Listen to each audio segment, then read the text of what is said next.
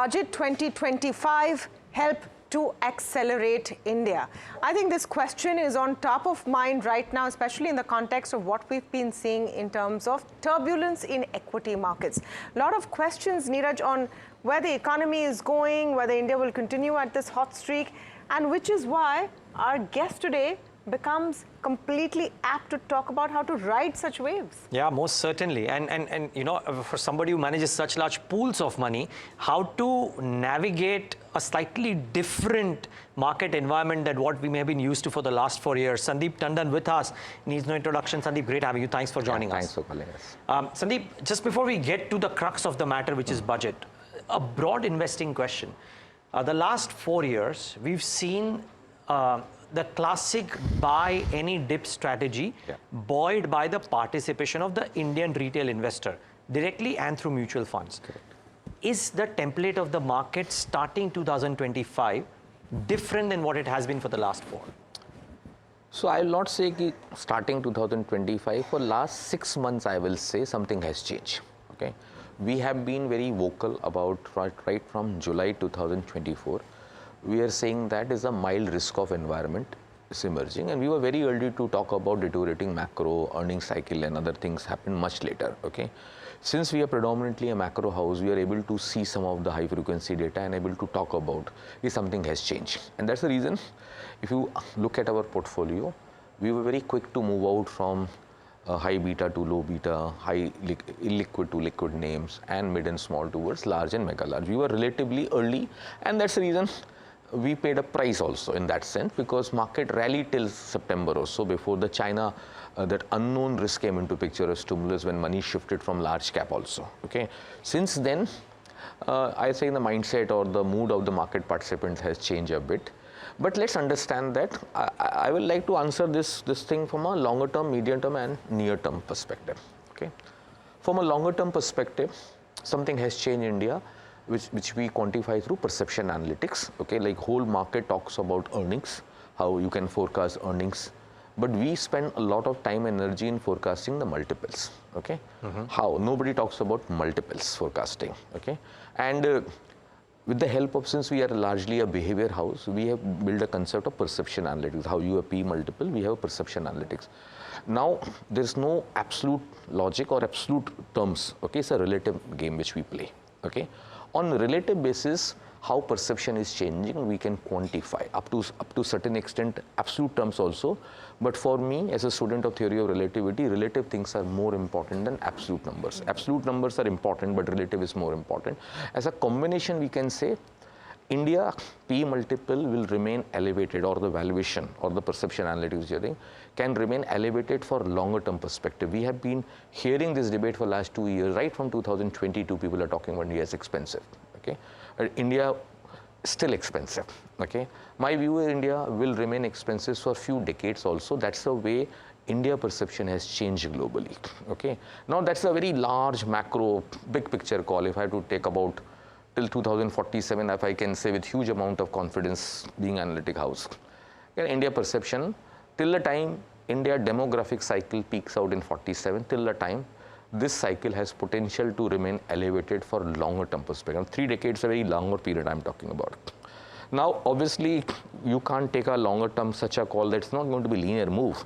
So it's within linear moves, you will see downtrends. Now let's talk about from a medium term perspective. Then I will come to the very near term perspective. From a medium term perspective, since we are a student of VLRT framework, we talk about, so look at valuation analytics.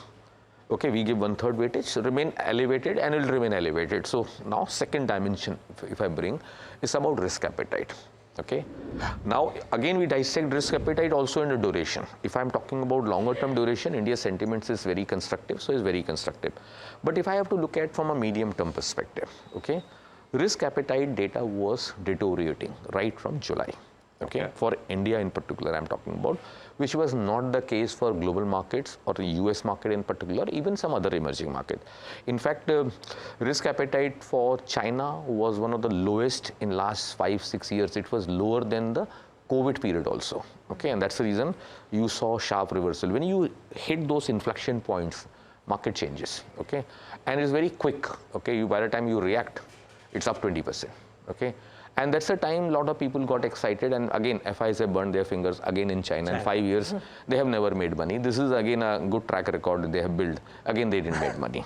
Because you are not that swift to capture that 20%. The conviction came after 20-30% up move.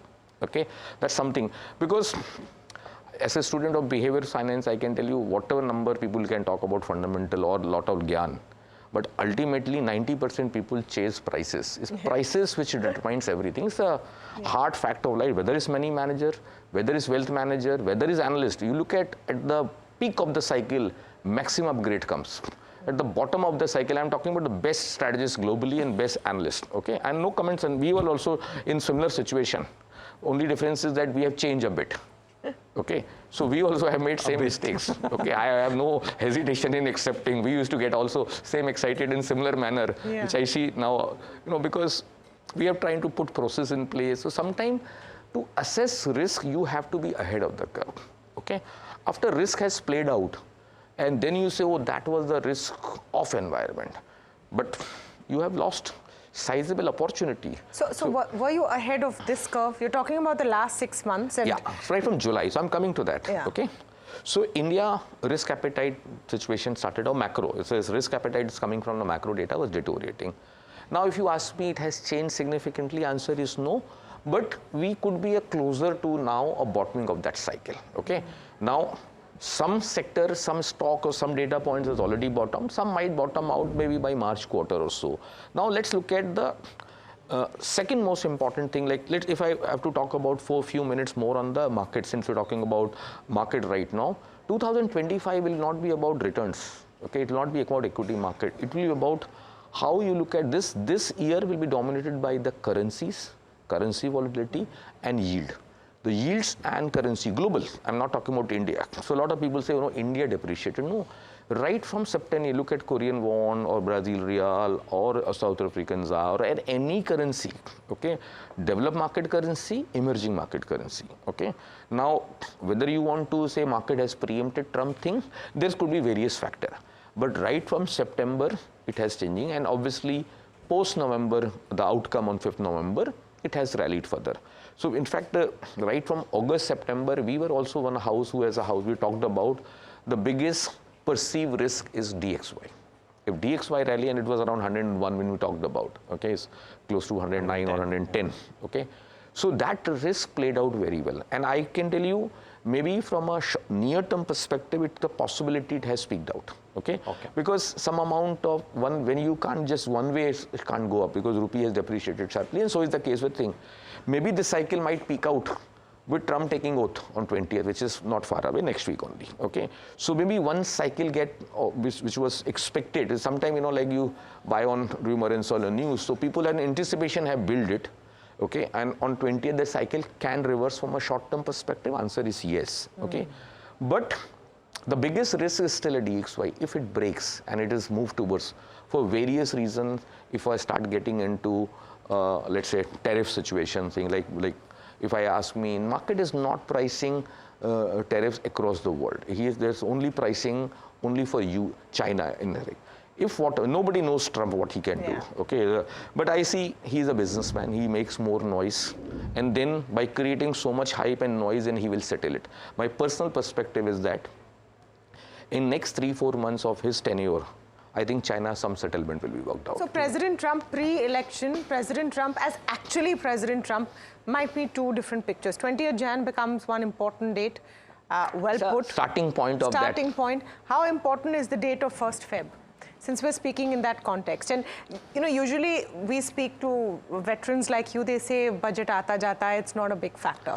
Is it slightly different this time? No, I will say larger perspectives, it has lost its relevance. If you look at government has taken so many radical steps, not necessarily waiting for the budget. Throughout the year steps have taken, and I think that's the reason budget has lost its relevance as it used to be in the past, because that was the day. With the GST coming into picture, taxation has lost the charm. Okay, policy changes are anyway happening. Okay, so what is meant is left a small tweaking here and there. That's the reason I'm saying, if you also ask me also, then I see it's a non-event every time we say. But this time it can be different in a small way because the expectation levels are very low, and obviously the industry is expecting that government should take some step because macro picture is deteriorating, consumption is declining. Whether now people are expecting anything on the GST side, which is beyond budget. Yeah. Okay, so not much. Maybe from a direction perspective, let's say infra, they have not spent up to that extent. Exactly. Okay, so may they can. My personal view is also they may come and say that whatever shortfall is there, I am bumping up for the current year. Okay, so that whatever the shortfall is there, they can load that shortfall to this year and say, so that could be a booster. If you really look at this, government has been very, very vocal about renewable energy. Okay, so something more can come in terms of PLI benefit or some more subsidy. I think it's a good strategy from a longer term perspective. India will be by 32, 33 sort of thing, maybe self-sufficient or maybe surplus also, which is not the case. And that could be a big edge. Then lot of emphasis has been talked about PLI. Something worked and something failed. Okay. Now, it's a very natural phenomenon. Government is also learned from the mistakes. Why it failed, industry is also represent. I think a lot of things can come in that space also. Let's say on the API side, something on the pharma, some more, some more backward integration. Like you started with semiconductor, everybody came and talked about their assembly. Didn't talk about components. Okay. Now they can say it's for component also. So I think these are steps in right direction. I personally think the India manufacturing theme is also a longer term perspective. Okay. The mindset has changed. Yeah, sure. Okay. The perspective is very different as compared to what it was 10 years back. But it takes time to implement. Manufacturing is not something that you can implement overnight. You can do on the techie side or maybe up to a certain extent other sector. But pharma, it's any manufacturing takes time. So, Sandeep, two numbers that maybe people might be watching out for, that because they haven't spent up to the mark, if they stick to the FY25 budgeted numbers on government capex, which would mean the markets will believe that in Feb and March, there'll be heightened government spending on capex. So does that become very important, and does the subsequent year become very important as well if the government doesn't quite meet this year's target? I mean, there are reasons that there was election, etc. But so I'm saying still, if somebody has missed out, let's say last 9 months, 9 months target cannot be implemented in last 3 months. Exactly, right? It's not physically possible. Correct. And hence I'm saying whatever the allocation or has not materialized, they may push it to the next year. Even this year numbers, the gap which is pending, I will spend in the next financial year. Got it. And that is possibly, and I will say the most likelihood, because government has understood. That's the reason from a longer term perspective, larger infra play will be beneficiary. Noted. Even defense, globally defense is a theme, and India is, when you want to, I think India can also emerge as a very important player in defense globally. Yeah. Okay. So defense can, because don't get into the hype which got created in between. So a lot of people have tendency to linking with the prices. This market has peaked out, stock has peaked out, it means that investment cycle also has peaked out. That's the way a lot of people start believing it's already peaked out, is already factored in. So best yet to come for defense? I personally feel so. We see what happens, sometimes you have to understand, I'm a student of cycles, okay? So you have to understand then, sometime earnings revision happen and then market the PE expansion happens. So first earning expansion, then PE expansion. In certain stocks, you have seen first PE expansion, earnings was not there even. So only the valuation keeps on expanding and then it follows. So it's very depending on the situation. So sometime when you see some amount of hype, it get factored much earlier, the PE expansion happens much earlier. But that does not mean the sector will not do very well. Maybe small correction, consolidation, which happened in last 6-8 months. Yeah. Yes. Okay, if you ask me, majority of the stocks are down 20-30%, whether it's large cap or the and the so-called So how do you pick, for people watching this and hoping for, I think, a small percentage of the success that Sandeep Tandon has in picking winners and being ahead of the curve? Yeah. What are you telling them today who are watching this? How do you pick the next leg of the cycle and time yourself to the extent possible? So I will say, if you really look at our portfolio, I believe that large and mega large thesis will play out. Okay, people felt in 2024 and everybody was dejected, or they felt the pain by December 2024, that mid and small. It's not unstoppable rally. I think what we have to understand is that if India economy is going to grow, the mid and small cap also will grow. So see, one should be very clear, we are not negative on mid and small. Okay. Last many years, we have seen, last 4 years particularly, mid and small has outperformed 20-30%. Okay. Now, can this cycle has peaked out? I'll say. It has? Either it has or is on the verge of peaking out. Okay. Which means mega, large and large cap will outperform small and mid. I'm not saying that mid and small will collapse in what you call it in absolute terms. I'm talking about relative performance. So the way when we manage money, it's not about absolute performance. Okay, it's not about outperformance. It's about risk-adjusted performance. If I see risk in certain area, and if I see the risk is rising, what we'll do? We'll switch. Okay, we see more risk in a broader mid-cap space, small-cap space. But we are, if somebody again, in last 1 year, what we are talking about right from 6 months, we are asking every investor, please reassess your risk appetite. Okay. What happened at the peak of the cycle, everybody thinks he's a long-term player and risk appetite is highest. He talks about 5 years, 10 years. Like in the last many months when we were raising cash, distributor calls us, sir, you put money, हम बोल रहे हैं आप डालो ना पैसा. आप cash क्यों raise करते हो? Investor is asking distributor, you put money. You don't give me advice. So has this changed now? Okay. Has this changed? This is a very classic sign, you know, when distributor becomes money manager and retail investor becomes advisor. But Sandeep, do you think that, because you are a student of behavior, right, and macro, do you think that this retail investor behavior, everybody says it's changed. Last 4 years, all dips have been bought into, so to say. This is the first real test of sorts. Do you think this will make the retail investor believe in that नहीं markets में नुकसान भी हो सकता है, or that SIP flows will continue, you reckon? So I will explain you in a very different example. Okay. Now people mix up the retail flow. People say institution versus retail, but institution is also mutual retail. fund is also retail. Yes. Okay, it's representation, but it's a blend of HNI, family office, retail is a combination. Now, if you really sit down and analyze, okay, the data, because we manage now retail money and we have done this exercise, okay, what we have always spotted that HNI's family office, they are not investors. I'm making a big difference. Yeah. Okay, investors are those people who take their saving and invest. They are, I call them investor. For ultra HNI, HNIs and family office, this is a business. Very clear behavior difference. It's a business. Business has no emotional attachment. They will sell 20% down also if they believe that it's going to fall under 40%. They will exit. Retail investor is different. This is saving. So every month he is deploying his saving. So if you start differentiating the retail versus business, you will get the right answer. Okay? When we see when market falls, a retail investor puts money and ultra HNI withdraws money. Okay? They don't have patience, because they are looking at M2M gap on daily basis. Today is what is my PNL. It's a business for them. So that psych is very different. Their mandate is like a treasury. Treasury mandate is to generate every quarter certain returns. Okay. It's not like treasury will say this quarter markets were bad, so negative returns. So treasury department has to generate alpha. Okay.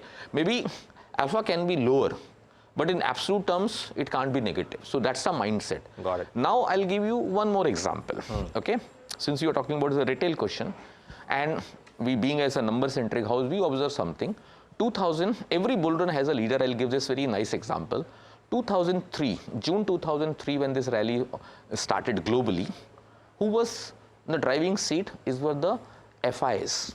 First time we heard name of T. Rowe, Janus, Capital, Fidelity. In our life, we have never heard those names. They all came. Okay, it was LIC and UTI in those days. Mutual fund was also in the very infancy stages only. Okay, piddly. Nobody was bothered about it. Okay, the perception has changed. It's all about LIC and UTI in those days, or financial institutions like banks and other things. Okay, they were the leader. They came, not only India, globally they made tons of money. That cycle peaked out in September, October 2007. Okay, and after that global meltdown happened. The next bull run started in India and globally was April 2009. And that bull run was led by HNI's family office. Maximum AIF PMS were born in that period, if you go back and check the history. Okay, maximum family office got built in last 10 years. Okay, Okay, people have sold business because this was so profitable. This is become like a fashion in the high society. You don't have a family office. Okay, so family office become a compulsion. Now everybody has a family office. Okay, so I'm looking at that is also cycle is speaking out. Okay, now what is happening? And this cycle of HNI peaked out in December 2017. Okay, they made tons of money in that period. Now you look at April 2020, when post-COVID or around COVID, who was worried? All filthy rich people were worried because their life was, because it's very clear, your driver is not worried. Okay, the senior most people, age issue, wealthy issues, people want to live more. The more you have wealth, more you want to live because you think you can afford it. So I know comments, I'm just giving you pure behavior analysis. It's a fascinating thought process, yeah. So they were more worried, they were worried about their life, they didn't participate in the market. And they were more Gyani people, they were tracking, looking at the world, they ignored it. All these so-called retail, service class guys, okay, small time people, they were sitting at home, they have time. They were analyzing, their expenditure was not there. Okay, their expenditure on hotels, movie, or traveling, nothing was there. So they were saving money and their salary was they were getting. Okay, they deployed money on their own. Okay, none of the wealth manager advised them, none of the broker advised them at stage. And they tasted the blood, then they now, whether it's right or wrong, when they felt they can do it. And they made money. Now, how we define this is about what M2M you got built over time. Okay, the M2M which they made from April 2020 till today is very, very large. Okay, now this is the wealth effect is all about M2M. Why HNI panic when their M2M, when you have to start paying the difference or drawdown start happening, then you are worried. Okay, as long gold is rising, M2M is rising, your wealth effect is huge confidence. Everybody participate, and this was the case very recently. Now this bull run which is led by retail has very large base. When you're talking about the size of the population in India and the penetration level is tiny or negligible as compared to developed market and even compared to the China market also, we still in the very early stages. So that is a base which means this retail has more legs and this they can remain in this leadership position for decades. Okay, at least 1 decade definitely. Okay, we have done this analysis. It's a like cycle. 1 decade, nearly 1 decade FI is dominated. Another decade was dominated by the nearly 8-9 years. Okay, so if you ask me, it started in 2000, at least 2028. If I go by exactly 8-9 years to 2028, at least they can dominate. If I go by just the trend, but given the economic status that India has emerged as a now secular and structured story, and hence we remain very constructive. So on multiple forum, we give this example and say, don't get panic if you lose 15-20%. If something has changed, you should remain invested. Yes, you can do stock rotation, sector rotation, scheme rotation, all those theses are fine. But don't exit the market. But you're not seeing any signs of that right now because No, you have a not. large retail presence. No, Friday when market fell sharply, I was one of the channels, I said, we got 100 crores inflow. Oh, okay, Reva. Retail is one mindset when there's a massive fall, they participate. Nice. Where HNI is actually reverse, they panic first. Okay, and that's the reason a nice way explaining you business versus investment. They can call themselves an investor, they are not investor, they are business. So, this is their business. Once you start differentiating, you get answers. So investor mindset has worked. Yes. It has many more legs to go. Just, as we wrap up, in this period of, you're saying uncertainty, last 6 months have been tough, maybe the bottom has peaked out. So I'll answer that in near term. Okay, so let me finish the question. Yeah. So top of mind, because as we wrap up the interview, we must get Sandeep Tandon to leave our viewers with some ideas. Okay. So I'll say from a near-term perspective, we have reached where people were short, the buy on dip thesis had disappeared, now it's sell on rise, everybody is panicking, okay, people are upset. It's a very classic sign when you hit a neglected territory. So many stocks are in neglected territory. Our entire thesis for this year, if I have to say, is like how in 2020 I said that the time to buy all hated category stocks and sell erstwhile admired territory. Like Asian Paints of the world, Hindustan Lever, Nestle, Bajaj, Twins, all those names which was a most admired territory stocks or so-called growth at any price DMarts of the world. I'm just giving example namesake. These are the names. Okay. Now we think exactly reverse phase has come. Erstwhile admire has now traded and neglected. So these are the same stock, so-called quality. A lot of people define it a different word. Somebody can quality. Okay. Those are the names which we think are very defensive at this point in time. We still like. Because rural economy is picking up, so we like FMCG as a theme. Okay, it's coming back. Hotel and hospitality is another theme which thing is picking up, like how real estate got built over a period of time. Okay, now hotels is a new segment which is getting built, so we have large exposure in hotels and hospitality space. We think India will do very in a larger infra point of view, large infra companies. Okay, if larger infra companies will do well, then materials will also do very well. So whether you talk about steel or cement or allied industry should also do very well, okay? And if rupee is weakening further, which is the probability and data points are showcasing, and I still believe that crude has potential to rise further globally, then all the companies which be export centric should be beneficiary. So we have to identify a different theme. Obviously revisit that. Absolute pleasure having you here, Sandeep. We hope to have many more such conversations. Sandeep Tandon there for you, answers straight, no beating around the bush. And of course, this is going to be a very, very interesting year going forward. Thank you. Perfect. Thanks a lot. Happy New Year, Sandeep, and viewers. Thanks for tuning in to this leg of the Budget 2025 coverage.